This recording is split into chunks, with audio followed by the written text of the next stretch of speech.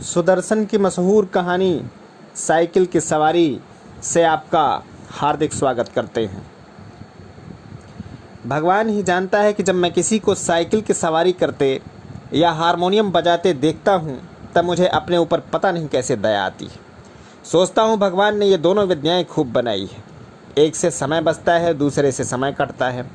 मगर तमाशा देखिए, हमारे प्रारब्ध में कलयुग की ये दोनों विद्याएं नहीं लिखी गई। न हम साइकिल चला सकते हैं, न ही बाजा बजा सकते हैं। शायद सन 1932 ईस्वी की बात है कि बैठे बैठे ख्याल आए चलो साइकिल चलाना सीख लें। उसकी शुरुआत यूँ हुई कि हमारे लड़के ने चुपचाप विद्या सीख ली और हमारे सामने से सवार होकर के निकलने लगा। अब आपसे क्या कहें कि लज्जा और घृणा से कैसे कैसे ख्याल मेरे मन में उठते थे। सोचा कि क्या हम भी जमाने भर में फिसड्डी रह गए हैं। सारी दुनिया साइकिल चलाती है, मूर्ख और गंवार साइकिल चलाते हैं। हम तो परमात्मा की कृपा से पढ़े लिखे हैं, क्या हम साइकिल नहीं चला सकेंगे? आखिर इसमें मुश्किल क्या है? कूद कर चढ़ गए और ताबड़तोड़ पाँव मारने लगे। जब देखा कि कोई राह में आया, टन टन करके घंटी बजा दी। बस महाराज, हमने साइकिल सीखने का निश्चय कर लिया। दूसरे दिन हमने फटे पुराने कपड़े तलाश किए और उन्हें ले जाकर के श्रीमती जी के सामने पटक दिए कि इनकी ज़रा मरम्मत तो कर दो। मगर श्रीमती जी बोली, पहले बताओ इनका बनेगा क्या? हम चाहते थे कि घर में किसी को कानों कान खबर न हो कि हम साइकिल सवार बन कर जाएं, पर श्रीमती जी ने न मानी और झक मार कर बताना पड़ा कि रोज़ रोज़ तांगे का खर्च मारे डालता है, साइकिल चलाना सीखेंगे। श्रीमती जी ने बच्चे को सुलाते हुए हमारी तरफ देखा और मुस्कुरा कर बोली, मुझे तो आशा नहीं कि आपसे यह बैल मेढ़ चढ़ सकेंगे। खैर यत्न कर लीजिए, मगर इन कपड़ों का क्या बनेगा? हमने जवाब बड़े रौब से कहा, आखिर साइकिल में एक दो बार गिरेंगे या नहीं, और गिरने से कपड़े फटेंगे या नहीं। जो मूर्ख है वे नए कपड़ों का नुकसान कर बैठते, जो बुद्धिमान है वे पुराने कपड़ों से काम चलाते हैं। इधर हमने बाजार से जम्बक के 2 डिब्बे खरीद लिए। चोट लगने पर उसका उसी समय इलाज किया जा सके। इसके बाद जाकर एक खुला मैदान तलाश किया ताकि दूसरे किसी दिन साइकिल सवारी का अभ्यास किया जा सके। अब यह सवाल हमारे सामने था कि अपना उस्ताद किसे बनाएं।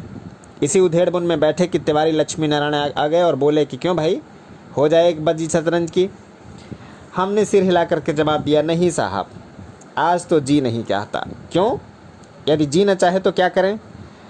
हम कहते कहते हमारा गला भर गया। तिवारी जी का दिल पसीज गया। हमारे पास बैठकर बोले, अरे भाई मामला क्या है? स्त्री से झगड़ा तो नहीं हो गया? हमने कहा, तिवारी भैया क्या कहें, सोचा था लाओ साइकिल की सवारी सीख ले, मगर अब कोई ऐसा आदमी दिखाई नहीं देता तो हमारी सहायता करे। बताओ, है ऐसे कोई काम जो तुम्हारे ख्याल में? तिवारी जी ने हमारी तरफ बेबसी की आंखों से देखा, मानो हमसे कोई खजाना मिल गया हो और वे खाली हाथ जा रहे थे। बोले, आदमी तो ऐसा है एक, मगर मुफ्त नहीं सिखाएगा, फीस लेगा। दे सकोगे? कितने दिन में सिखा देगा और फीस क्या लेगा हमसे? औरों से 25 लेता है, तुमसे 20 ले लेगा हमारी खातिर। हमने सोचा 10 दिन में सिखाएगा और 20 रुपये फीस लेगा। 10 दिन 20 रुपये, 20 रुपये 10 दिन, अर्थात 2 रुपये रोज़ाना, 60 रुपये महीना, और वह भी 1-2 घंटों के लिए। ऐसी 3-4 ट्यूशनें मिल जाएं तो 250-300 रुपये महीना हो जाए। इधर तिवारी जी का मामला तय करने लगे, उधर हमने यह शुभ समाचार जाकर श्रीमती जी को सुना दिया कि कुछ दिनों बाद हम ऐसा स्कूल खोलने वाले हैं जिसमें 300-400 रुपये महीने की आमदनी होगी। श्रीमती जी बोली, मैं तो चाहती हूँ कि तुम हवाई जहाज़ चलाओ, यह साइकिल क्या चीज़ है, पर तुम्हारे स्वभाव से डर लगता है। एक बार गिरोगे तो देख लेना साइकिल वहीं फेंक फांक कर चले आओगे। इतने में तिवारी जी ने बाहर से आवाज़ दी। हमने जाकर देखा तो उत्साह साहब खड़े हैं। हमने श्रद्धा से हाथ जोड़कर प्रणाम किया और चुपचाप खड़े हो गए। तिवारी जी बोले, यह तो 20 पर नहीं मानते, बड़ी मुश्किल से मनाया है, पेशगी लेंगे कहते हैं, कोई पीछे नहीं देता।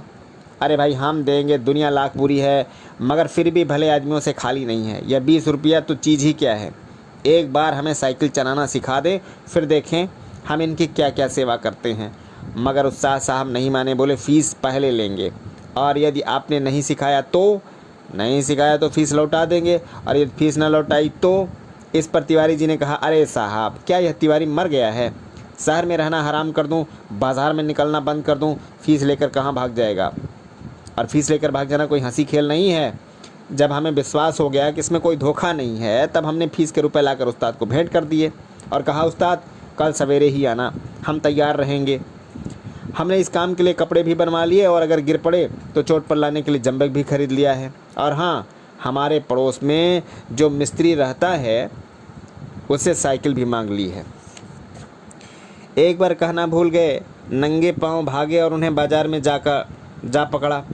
वे हैरान थे। हमने हाँफते हाँफते कहा, उस्ताद हम शहर के पास नहीं सीखेंगे, लॉरेंस बाग में जो मैदान है वहाँ एक तो भूमि नरम है, चोट कम लगती है, दूसरे वहाँ कोई देखता नहीं है। अब रात को आराम की नींद कहाँ। जब आंखें खुली तो दिन निकल आया। जल्दी से जाकर वे पुराने कपड़े पहन लिए, जंबक का डिब्बा हाथ में लिया और नौकर को भेजकर मिस्त्री से साइकिल मंगवा ली। उसी समय उस्ताद साहब भी आ गए और हम भगवान का नाम लेकर लॉरेंस बाग की ओर चले। लेकिन अभी घर से निकले ही थे कि बिल्ली रास्ता काट गई और एक लड़के ने छींक दिया। क्या कहें, हमें इतना क्रोध आया कि उस नामुराद बिल्ली पर और उस शैतान लड़के पर, मगर क्या करते, दांत पीस कर रह गए। एक बार फिर भगवान का नाम लिया और आगे बढ़े, पर बाजार में पहुंचकर देखा कि हर आदमी जो हमारी तरफ देखता है मुस्कराता है।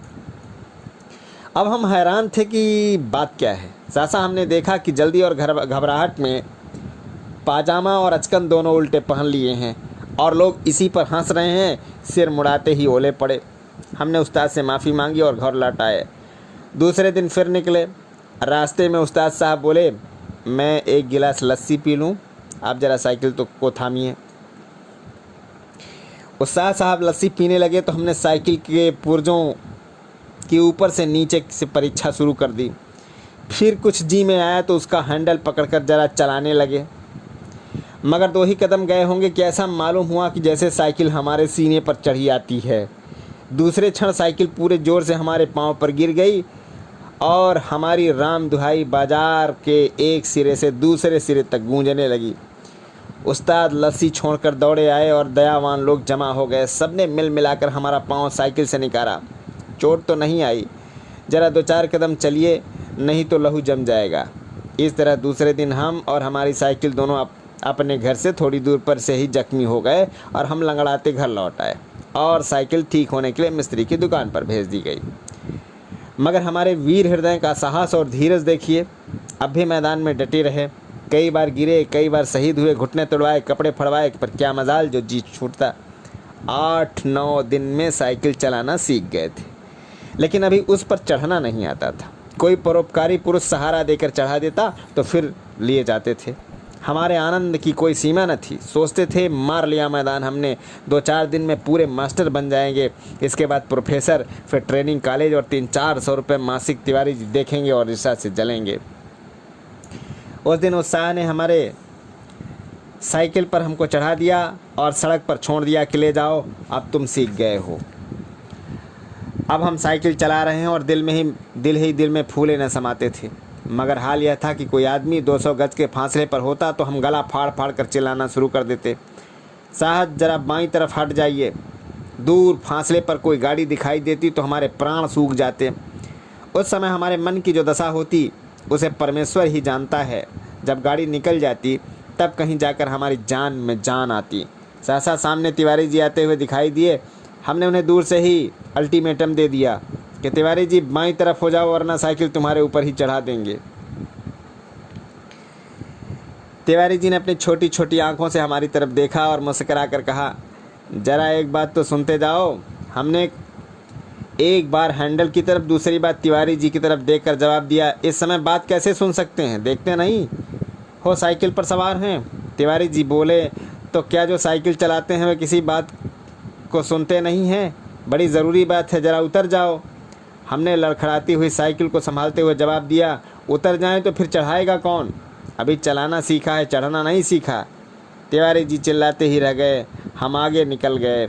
इतने में सामने से एक तांगा आता नज़र पड़ा। हमने उसे भी दूर से डांट दिया, बाईं तरफ भाई, अभी नए चलाने वाले हैं। तांगा बाईं तरफ हो गया। हम अपने रास्ते पर जा रहे थे कि एकाएक पता नहीं घोड़ा भड़क उठा या तांगे वाले को शरारत सूझी, जो भी हो तांगा हमारे सामने आ गया। हमारे हाथ पांव फूल गए। जरा सा हैंडल घुमा देते तो हम दूसरी तरफ निकल जाते, मगर बुरा समय आता है तो बुद्धि पहले ही भ्रष्ट हो जाती है। उस समय हमें ख्याल ही न आया कि हैंडल घुमाया भी जा सकता है। फिर क्या था, हम और हमारी साइकिल दोनों ही तांगे के नीचे आ गए और बेहोश हो गए। जब हम होश आया तब हम अपने घर में थे और हमारी देह पर कितनी ही पट्टियाँ बंधी थी। हमें होश में देखकर श्रीमती जी ने कहा, क्यों, अब क्या हाल है? मैं कहती थी ना कि साइकिल चलाना न सीखो। इस समय तो किसी के सुनते ही न थे। हमने सोचा लाओ सारा इल्ज़ाम तिवारी जी पर लगा दें और आप साफ बच जाएं। बोले यह सब तिवारी जी की शरारत है। श्रीमती जी ने मुस्कुराकर जवाब दिया, यह तो तुम उसे चकमा दो जो कुछ जानता न हो।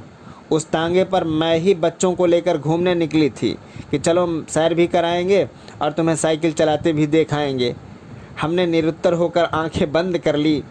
उस दिन के बाद फिर हमने साइकिल को हाथ नहीं लगाया। जय हिंद, जय भारत।